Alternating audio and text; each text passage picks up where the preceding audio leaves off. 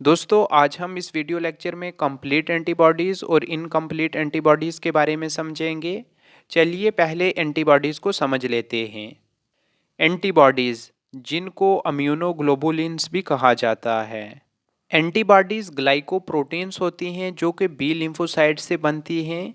जब कोई भी फॉरेन एंटीजन हमारी बॉडी में एंटर करता है तो उसके रिस्पॉन्स में एंटीबॉडीज़ की प्रोडक्शन होती है। एंटीबॉडीज़ का काम होता है जो फॉरेन सब्सटेंस जैसे कि बैक्टीरिया, वायरसेस या टॉक्सिन बॉडी में इंटर किए हैं उनको आइडेंटिफाई करना और देन न्यूट्रलाइज करना। एंटीबॉडी वाई शेप्ड का मॉलिक्यूल होता है जिसके पास दो हैवी चेन और दो लाइट चेन होते हैं और ये दोनों जुड़े होते हैं आपस में बाई डाई सल्फाइड बॉन्ड से। आइए डायग्राम के जरिए एंटीबॉडी के स्ट्रक्चर को समझते हैं, देन कंप्लीट और इनकम्प्लीट एंटीबॉडीज़ को समझना आसान हो जाएगा। ये एंटीबॉडी का स्ट्रक्चर है जिसमें आपको दो हैवी चेन और दो लाइट चेन देखने को मिल रहे होंगे।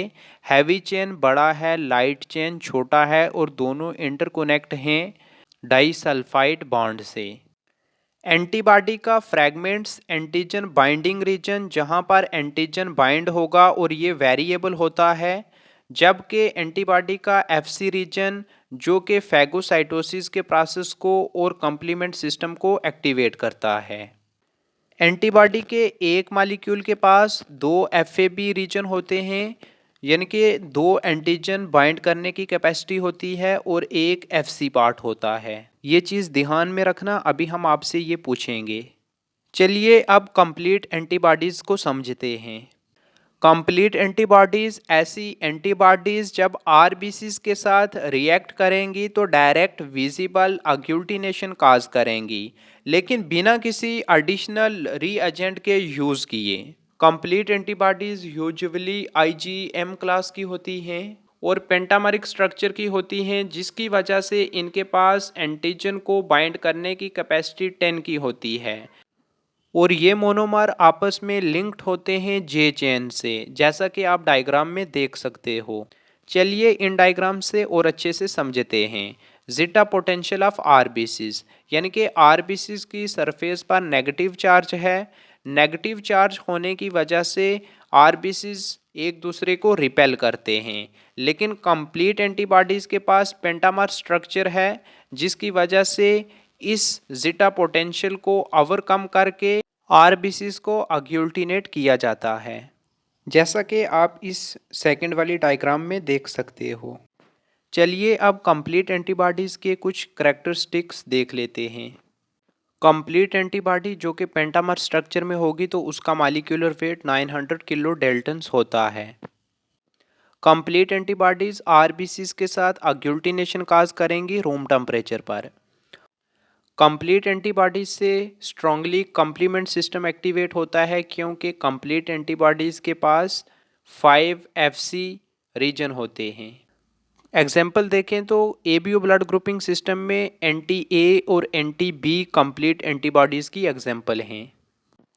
इन शॉर्ट में देखें तो कंप्लीट एंटीबॉडीज़ ऐसी एंटीबॉडीज़ होती हैं जब आरबीसीज के साथ रिएक्ट करेंगी तो विजिबल अग्लूटिनेशन काज करेंगी।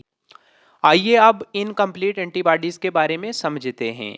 इनकम्प्लीट एंटीबॉडीज़ आरबीसीज के साथ रिएक्ट करती हैं लेकिन विजिबल अग्लूटिनेशन काज नहीं करती हैं क्योंकि ये यूजुअली आईजीजी क्लास की होती हैं और मोनोमर स्ट्रक्चर होता है।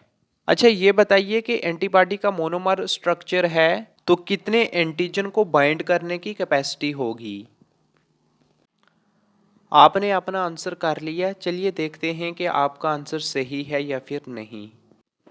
जैसा कि ऑलरेडी हमने डिस्कस किया था कि एंटीबॉडी के एक मोनोमर के पास दो एंटीजन को बाइंड करने की कैपेसिटी है, तो एक मोनोमर के पास दो एंटीजन बाइंड करने की कैपेसिटी होगी।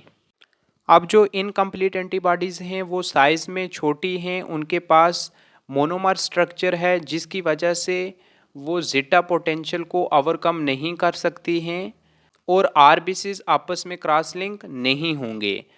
अगर आरबीसीज आपस में क्रॉस लिंक नहीं होंगे तो अग्लूटिनेशन नहीं होगी। जैसा कि आप इस डायग्राम में देख सकते हो, इनकम्प्लीट एंटीबॉडीज़ आरबीसीज के साथ बाइंड तो हैं लेकिन कोई भी आरबीसीज एंटीबॉडी के ज़रिए क्रॉस लिंक में नहीं है, जिसकी वजह से अग्लूटिनेशन नहीं हो सकती। इस डायग्राम से और अच्छे से समझ आएगी। देखो, जो कंप्लीट एंटीबॉडीज़ हैं वो आरबीसीज को क्रॉस लिंक करवा के अग्लूटिनेशन काज करती हैं, और जो इनकम्प्लीट एंटीबॉडीज़ हैं वो आरबीसीज को क्रॉस लिंक नहीं करवा सकती, जिसकी वजह से अग्लूटिनेशन काज नहीं होता। अब अगर इनकम्प्लीट एंटीबॉडीज़ को अग्लूटिनेट करवाना है तो कूम्स रीएजेंट का यूज़ करना होगा। चलिए इसको भी डायग्राम के ज़रिए समझते हैं। देखिए, जो आरबीसीज हैं वो ऑलरेडी कोटेड हैं इनकम्प्लीट एंटीबॉडीज से। जब हम कोम्स रीएजेंट का यूज़ करेंगे तो कोम्स रीएजेंट में हमारे पास एंटीबॉडीज़ होती हैं जो कि बाइंड करेंगी ऑलरेडी बाइंड एंटीबॉडीज़ के साथ और आरबीसीज के साथ क्रॉस लिंक करेंगी, जिसकी वजह से अग्लूटिनेशन होगी, जैसा कि आप डायग्राम्स में देख सकते हो। चलिए अब इनकम्प्लीट एंटीबॉडीज़ के करैक्टरिस्टिक्स को देख लेते हैं।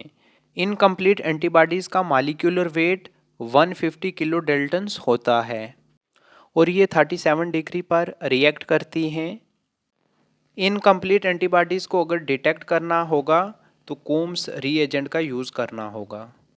एग्जाम्पल देखें तो RH ब्लड ग्रुपिंग सिस्टम में anti D antibody incomplete antibodies की एग्जाम्पल है, और ये एंटीबॉडी नेचुरली अकर नहीं होती है बॉडी में।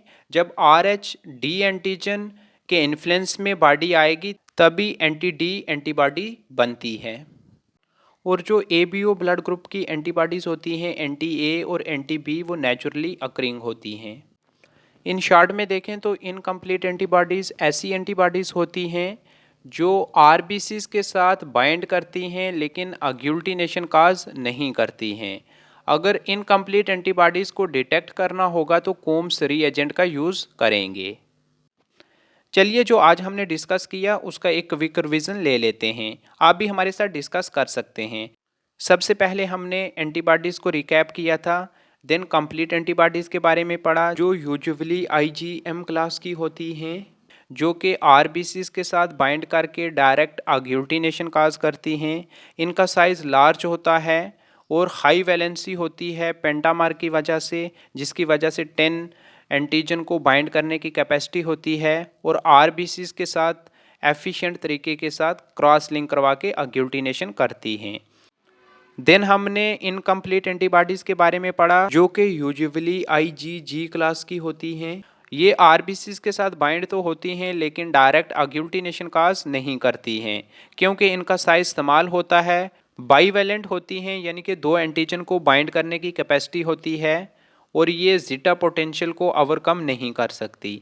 अगर इन एंटीबॉडीज़ को डिटेक्ट करना होगा तो कोम्स टेस्ट किया जाता है।